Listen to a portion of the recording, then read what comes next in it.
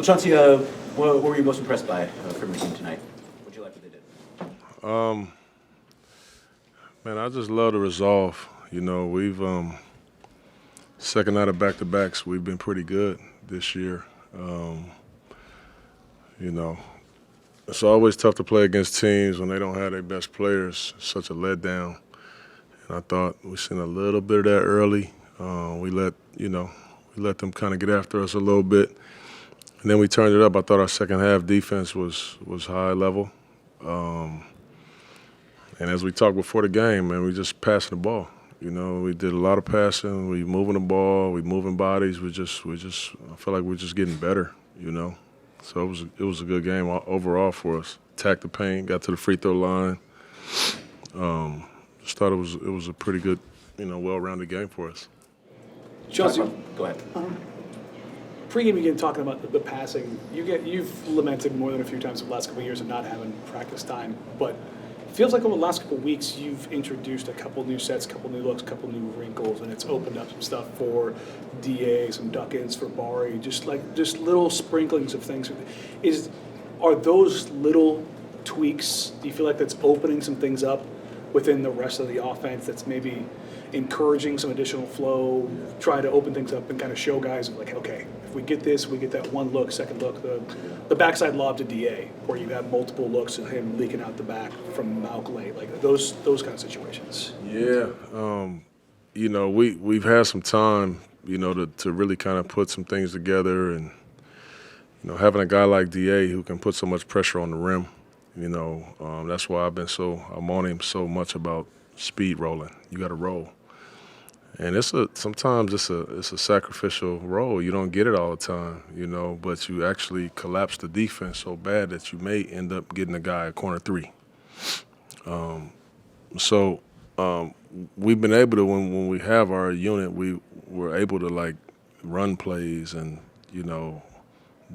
run one play on the first play and then the counter on the second play or the counter in next series So it's fun to be able to do that, I just think our guys are starting to get some synergy, with each other. And without me, running an ATO, you're seeing, Scoot get downhill and throw that lob, or Malcolm throw that lob, or Ant throw that lob, or boom, the lob is not there, the skip pass is there. They're just starting to get to know each other, and it's just fun to watch. We just keep talking about moving it. Just moving it. I don't know whose shot it's going to be. I don't know. Depends on how the defense plays. And it's been cool. That fourth quarter that Scoot had, particularly those 3 threes he hit in a row, just overall, big picture, where would you say Scoot's shot is at right now compared to where it was at the beginning of the season? How far do you think it still has to go? It's come a long way. More than anything, it's confidence. It's come a long way, too. And like any shooter, see, this is one of the things that, when you get a guy like Scoot, who most people think he can't shoot, when he has an off night, they just act like he just can't shoot, which is not true.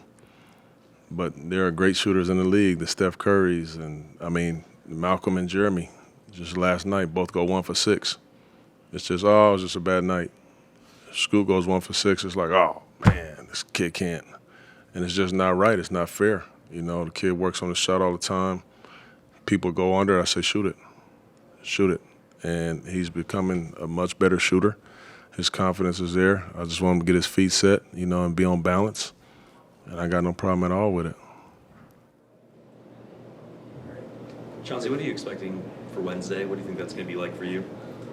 For me personally, it'll probably be a little weird for me personally, even though I didn't coach Dane for 10, 12 years, but, I've been knowing him quite a while. But it'll be a little different having him in here, just knowing, what he meant to me as a coach, to be able to coach somebody like him. I was thankful and grateful to be able to have him as the leader at my first job, my first opportunity, because a guy like him it cleans up everything that the coach don't have to worry about. Your locker room, he handles on the floor.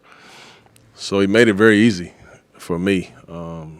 So I'm pretty sure he's had this game circled on his calendar since the trade, and I'm sure everybody in this state has too. So it's going to be a lot of fun. You know, I'm expecting the building to be crazy.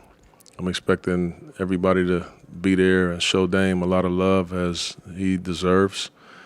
And I'm expecting a great game. Did you try to convince him to stay?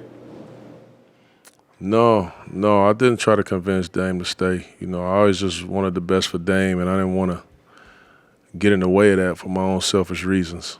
You know, bigger than this basketball thing is he's a friend of mine, and he's almost kind of like a little brother to me. And I felt like at that time, the best thing for Dame was to go do what he had to do, you know, and hopefully he get in a great position to go chase the championship. And obviously he's in a great position, so it worked out perfect. You know, I really do think it worked out perfect. For him or for?